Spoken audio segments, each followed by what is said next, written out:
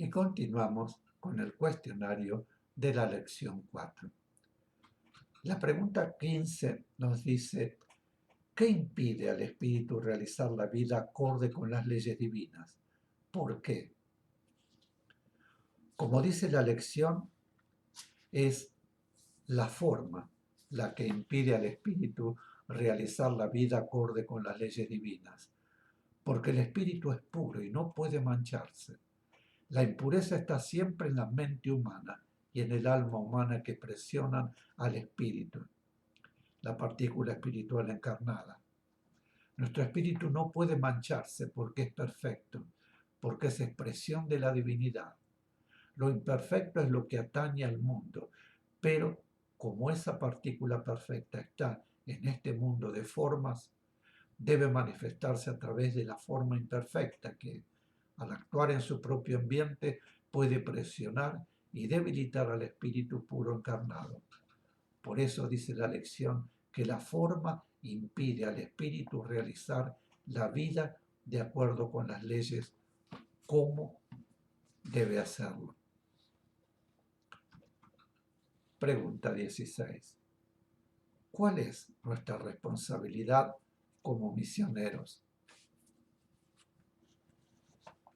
Como espíritus misioneros están dentro del plan que Cristo formó para los hombres y el planeta y son sus instrumentos, como lo son también otros miles y miles de seres encarnados para canalizar sus vibraciones, a fin de que sea purificado el ambiente espiritual de su mundo y las mentes no conciban ideas de destrucción y los hombres se amen en vez de odiarse y no busquen el placer aún sobre el dolor del hermano, sino que lo encuentren en el bien y la felicidad de los demás. Pregunta 17. ¿Qué debemos tratar de que aflore en nosotros? ¿Por qué?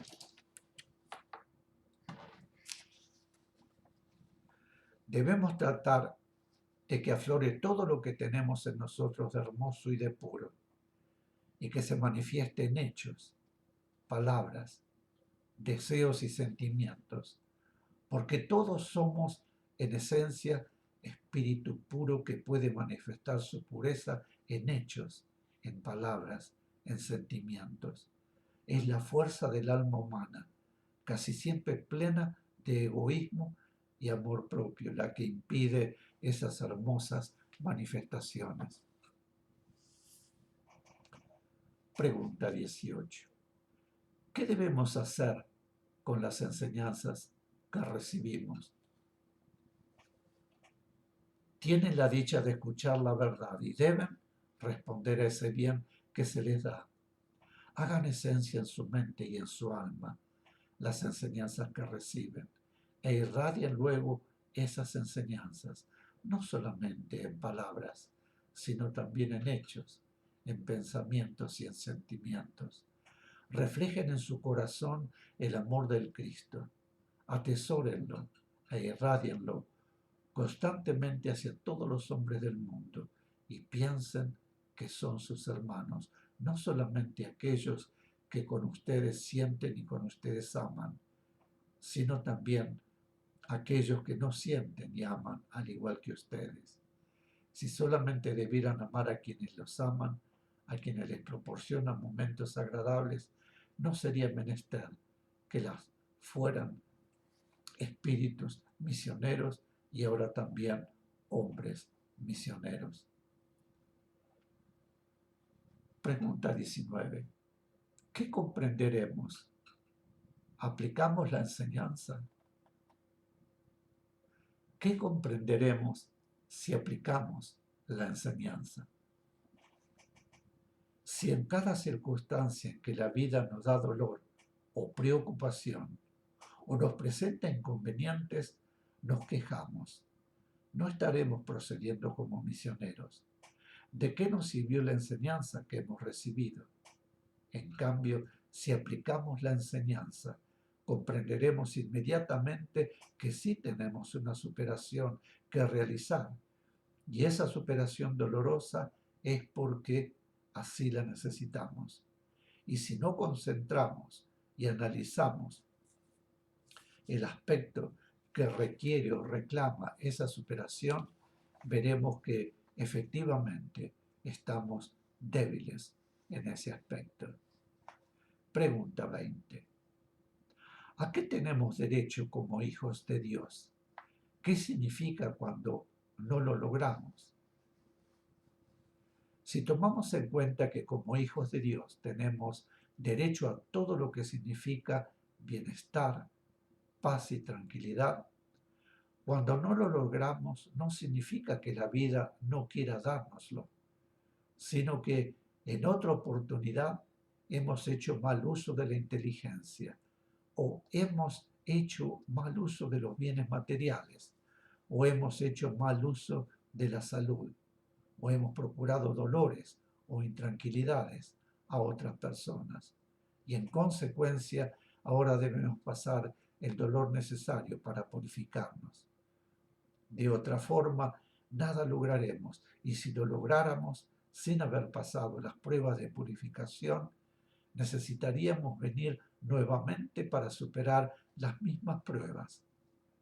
De modo que el que se repitan las pruebas dolorosas es un bien y además índice de que podremos obtener la superación completa de ese aspecto doloroso en esta presente encarnación. Pregunta 21. ¿Cuándo espiritualmente nos ofrecimos para el trabajo? ¿Por qué se nos aceptó? Deben compenetrarse cada vez más intensamente de lo que significa en realidad ser espíritu y humano misionero. Lo han escuchado muchas veces, pero pocos han captado la esencia real de lo que significa ser espíritu y hombre misionero. Para ser un espíritu misionero, ahora han debido trabajar miles de años hasta lograr en su evolución el punto que les permitiera colaborar en esta tarea maravillosa de salvación que el Cristo ha preparado. Y han trabajado con tesón, teniendo como meta espiritual entrar en la alianza sublime del Cristo para la realización de su obra. Cuando espiritualmente se ofrecieron para este trabajo, se les aceptó porque su espíritu atesoraba las vibraciones amorosas necesarias para que pudiesen trabajar durante siglos y siglos como espíritus misioneros y también como hombres misioneros. Pregunta 22. ¿Qué significa ser misionero del amor del Cristo? Ser misionero del amor del Cristo implica no solamente ser receptores y transmisores de la vibración de amor, sino que ser misionero del amor del Cristo significa poder ser transmisores de los beneficios que la vibración todopoderosa del amor del Cristo puede traer a nuestro mundo y a nuestra humanidad. Pregunta 22. ¿Qué significa ser misionero del amor del Cristo? Perdón. Pregunta 23. ¿En qué debemos ser misioneros constantemente? ¿Para qué?